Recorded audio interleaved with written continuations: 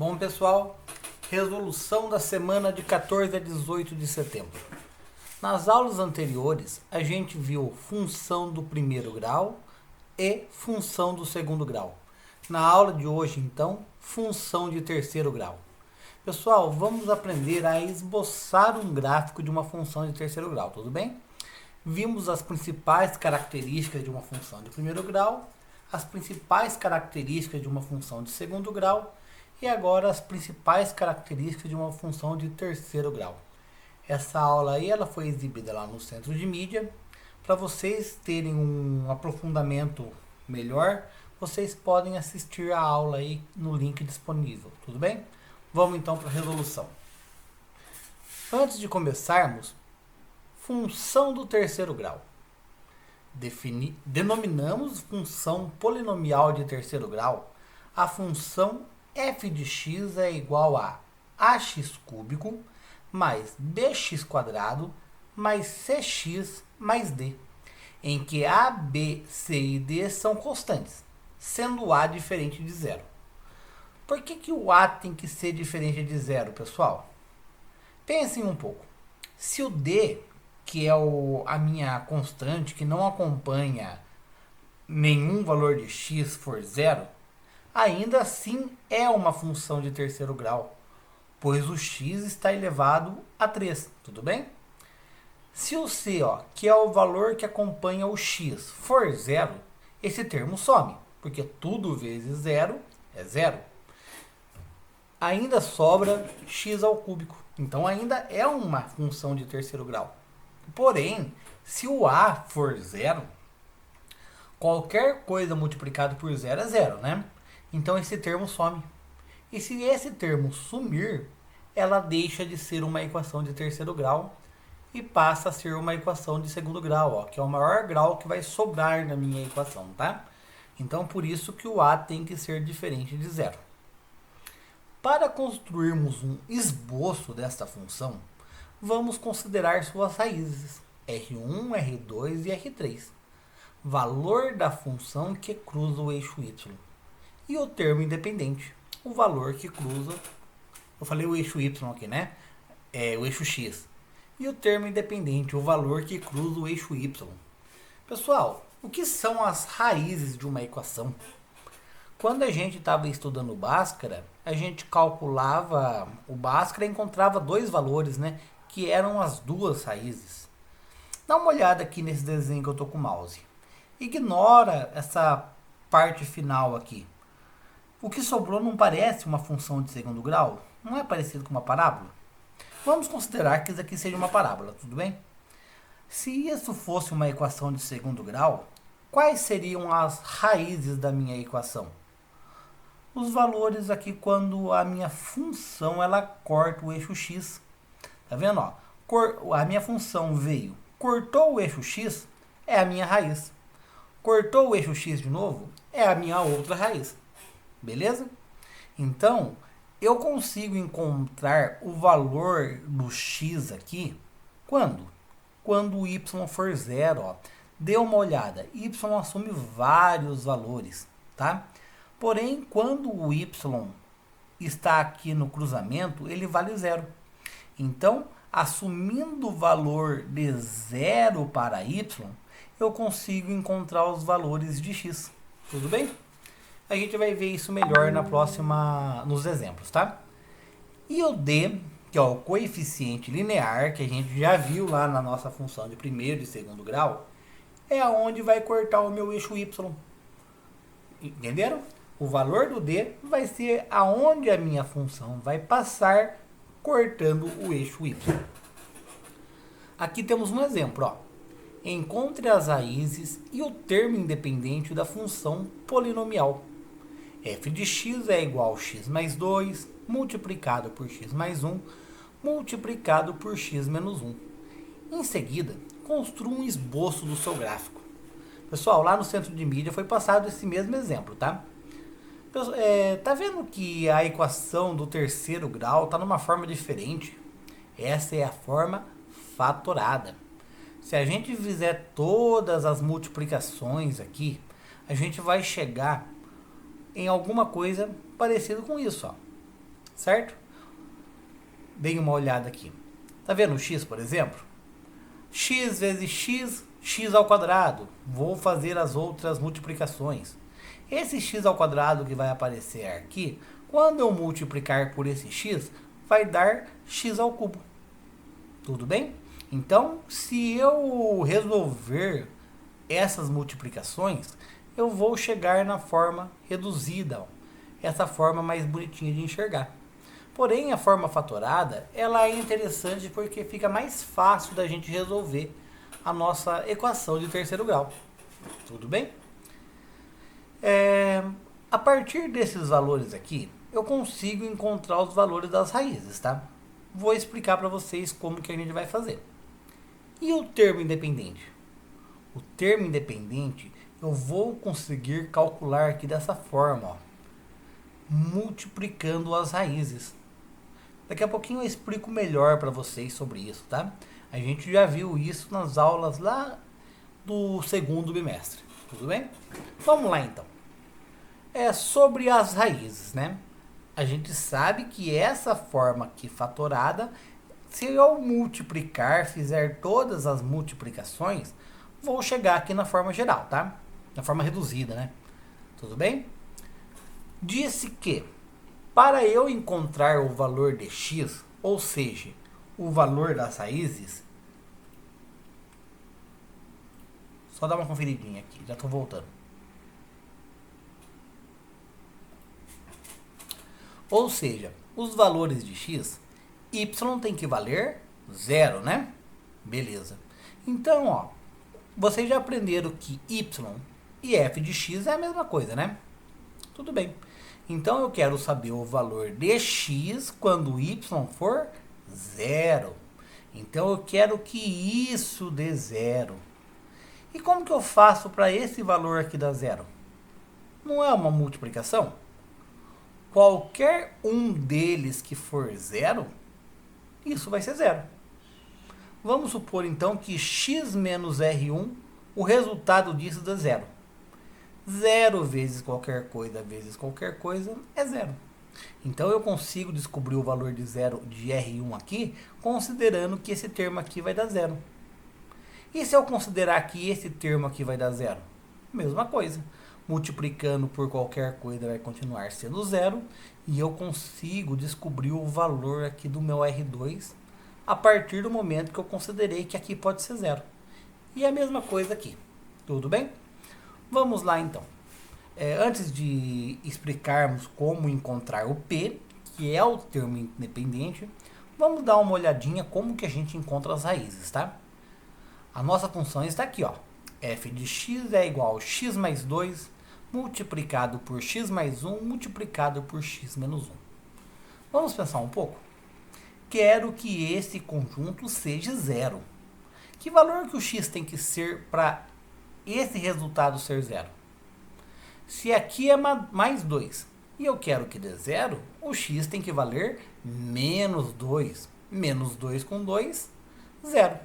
Então, ó, o meu primeiro x, eu encontrei o valor dele, ó, menos 2. Tudo bem? Ó, a minha primeira raiz é menos 2. E aqui, que valor que x tem que valer para isso ser 0? Se aqui eu tenho 1, se eu quero zerar tudo isso, o x tem que ser menos 1, né? Porque menos 1 mais 1 é 0. Descobriu o valor da segunda raiz, menos 1. Posso pensar sempre dessa forma, mas se eu prestar atenção, a raiz é o número que acompanha o x com o sinal trocado. Ó. Mais 2, então é menos 2. Mais 1, então é menos 1. Menos 1, então é mais 1. Tá vendo? Por que mais 1? Quanto que o x tem que valer aqui para tudo isso dar 0? Mais 1, né? Pois mais 1 com menos 1 é 0. Ótimo. Descobri as três raízes. R1 é igual a menos 2. Venho aqui no plano cartesiano e marco menos 2. R2 é igual a menos 1. Venho aqui no plano cartesiano e marco menos 1. R3 é igual a 1. Venho aqui no meu plano cartesiano e marco meu 1. Tá vendo? Ó? Aqui é onde a minha função vai cortar o eixo x. Agora, antes da gente fazer o nosso esboço, eu tenho que saber aonde que a minha função corta o eixo y. Tudo bem? Para a gente calcular o termo independente, aonde a minha função vai cruzar o eixo y, basta que eu faça assim, ó. Na forma reduzida, vocês percebem que eu tenho aqui no final menos p. E que p é a multiplicação das minhas raízes. Então, ó, multiplico as 3 raízes que eu tinha. Menos 2 vezes menos 1 vezes 1. Jogo de sinal. Menos com menos, mais. Mais com mais, mais. 2 vezes 1, 2. 2 vezes 1, 2. Deu 2, positivo. Ó, preste atenção, ó. A multiplicação deu 2 positivo. Só que aqui na minha forma reduzida é menos esse valor. Então esse menos vai modificar o sinal. Tá vendo aqui, ó? Menos o valor do P. Esse é o valor do P, né? Então se eu vou modificar o sinal, esse 2 vai ficar menos 2. No geral, tudo mudei o sinal, né? Aqui era menos. Aqui era mais. Ficou menos. Aqui era mais. Ficou menos. Aqui era menos. Ficou mais. Aqui era mais. Ficou menos. Tudo bem? Então a gente sabe já calcular, tá? E vou marcar esse ponto aqui no meu eixo y. Eu descobri que a minha função corta o eixo y no menos 2, ó. Tudo bem? Uma coisa que eu não disse para vocês é que se a minha função, o x ao cubo, for positivo, a minha função ela começa subindo. Se o meu x ao cubo for negativo, a minha função começa descendo. Tá vendo que esse x é positivo? Este também? Mais e mais, mais. E este também. Mais e mais, mais. Então, no final da conta, o meu x ao cubo será positivo. Se é positivo, a minha função vai começar crescendo. E olha que interessante. Marquei as 3 raízes, marquei o ponto aonde a minha função corta o eixo y.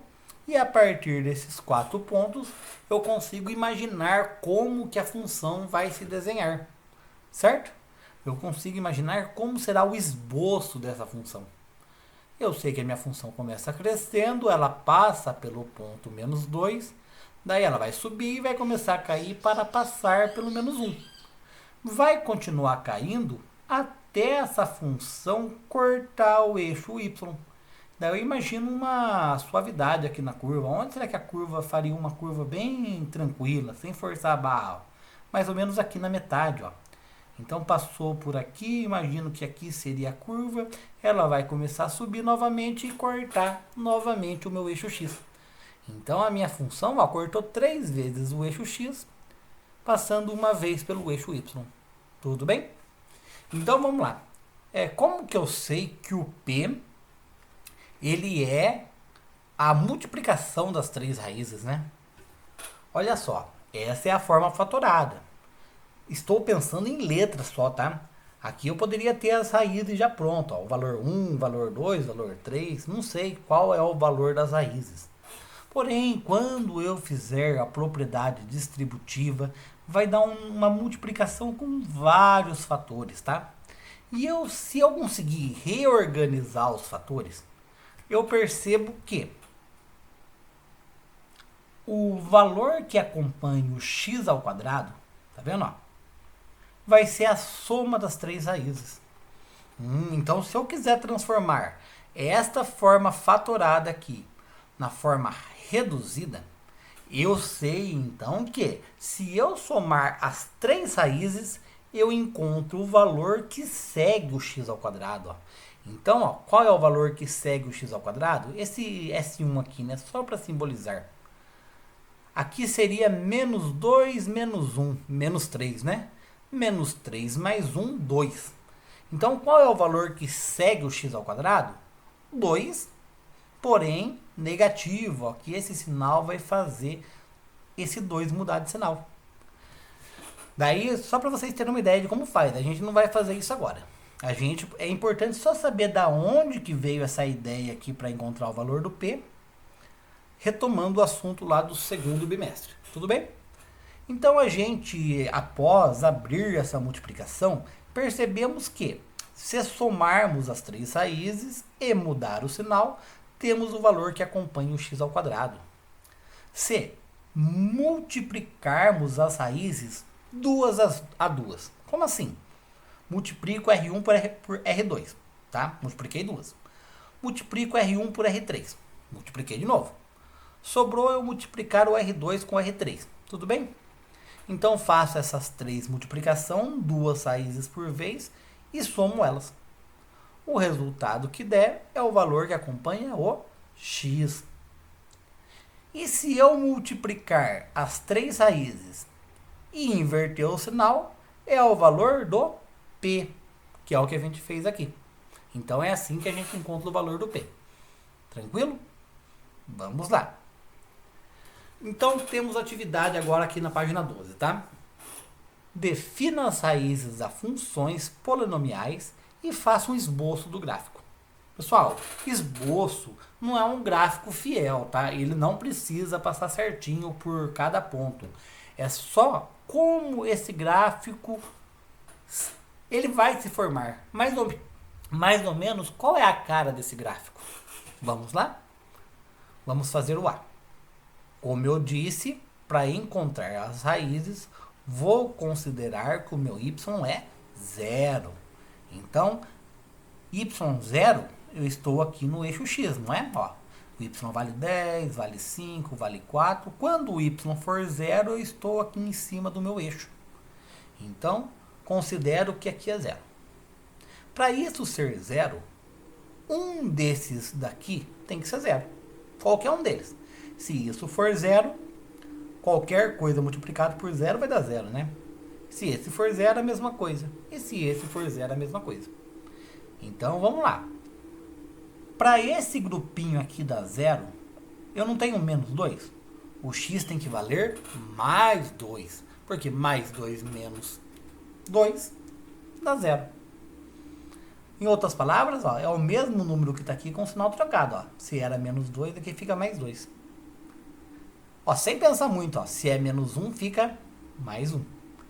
Se era mais 2, fica menos 2. Viu como que é fácil pensar? Posso pensar do jeito, quanto que eu preciso que o x seja para isso valer 0? A menos 2, porque menos 2 mais 2 é 0. Mas de uma forma mais prática, é só pegar esse número aqui, o mais 2, e inverter o sinal. Tudo bem? Ok. Vou marcar as minhas raízes aqui no plano cartesiano. Ó. 2, ó, para x, 1 e menos 2. Para eu conseguir esboçar a minha função do terceiro grau, falta o valor do termo independente. O termo independente, como que eu faço mesmo? Multiplico as três raízes. Tá vendo? Ó? Se eu multiplicar as três raízes, eu encontro o valor de P. Porém, aqui na minha forma reduzida é menos P. Então, eu multiplico as três raízes e inverto o sinal. Vamos lá. As minhas raízes são 2 vezes 1 vezes menos 2, que deu menos 4. Como o P ele vai inverter o sinal, ó, olha como que fica. Menos, quanto que o P vale? Menos 4. Menos com menos, mais. Então, o meu, aqui, ó, tudo isso, todo esse conjunto já feito o jogo de sinal vale 4. Então, a minha função vai cortar o eixo y no ponto 4. O x ao cubo aqui, ele é positivo ou negativo? Vamos ver. Aqui eu tenho mais x e mais x. Mais com mais, mais. Mais com mais, mais. Então a minha função é positiva. Ela começa crescendo, ó. Então, ó, quando A for maior que zero, né? A é o valor que acompanha o x ao cubo. A minha função, ela é crescente, ó. Então, ó, ela vai subir, passar por uma raiz, vai começar a cair, cortar o eixo y, vai passar por x novamente e vai começar a subir novamente. Se algum de vocês fez o gráfico, ficou um pouquinho diferente, mas os pontos marcados aqui no plano cartesiano são os mesmos, a gente chegou na ideia que a gente queria, que era fazer um esboço da função de terceiro grau. Tá bom? Vamos para o próximo. Antes de continuar, pessoal, eu vou dizer para vocês que todas as funções vão começar subindo, tá? Porque os 3 exemplos aqui que tem na apostila, todos eles vão dar x positivo. Para dar x negativo, um desses x aqui, ó, tem que ter o sinal de menos. Vamos supor que aqui fosse menos, tá? Vamos supor. Mais e mais seria mais. Mais e menos, menos. Daí quando eu multiplicasse x por x, x ao quadrado, vezes x, x ao cubo. Então, se um desses daqui fosse menos, o resultado seria menos x ao cubo, tá? Daí a função, em vez de começar subindo, ela iria começar descendo. Tá bom?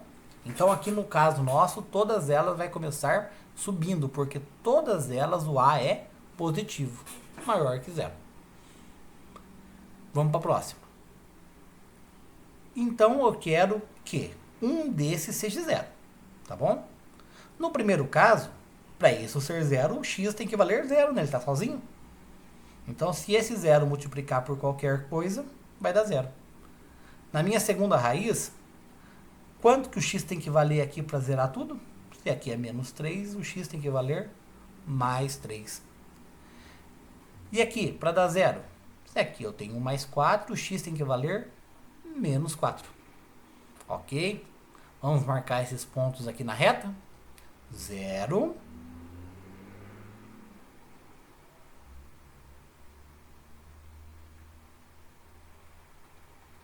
0, 3, menos 4. E o valor do P? P não é a multiplicação das raízes?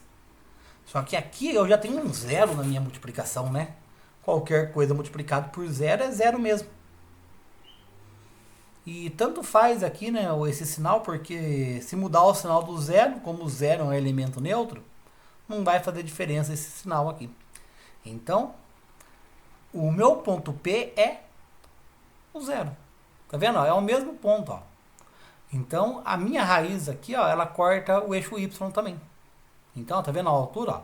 No mesmo lugar que eu tenho uma raiz, eu tenho a minha função cortando o eixo Y. A minha função começa crescendo, então, né? Vai até uma altura mais ou menos aqui e ela vai começar a cair e passar pela origem. Vai cair e vai começar a subir de novo. Esse é um esboço, pessoal. Tudo bem? Vamos para a letra C. Qualquer um deles seja zero. Para esse primeiro ser zero, o x tem que valer 5 positivo, né? E 5 menos 5 dá zero. No segundo caso, o x tem que valer zero.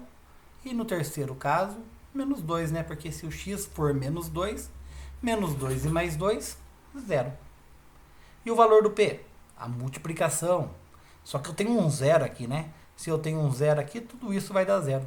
Novamente vai passar pela origem. Então vamos lá, vamos marcar os pontos. R1, 5. R2, 0.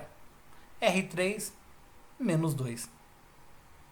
O meu Y é o próprio ponto aqui que está em cima do zero, né? Então não preciso marcar de novo outro ponto. E como o gráfico ficaria mais ou menos? Se o A é positivo, vai começar subindo, vai passar por uma raiz, vai começar a descer, passar pela outra raiz e vai subir novamente. Então esse seria mais ou menos o esboço dessas 3 funções. Tudo bem? Então, pessoal, para a aula de equações do terceiro grau, o esboço do gráfico seria esse. Tudo bem? Essa aula, então, aqui chegou ao fim. Até a próxima.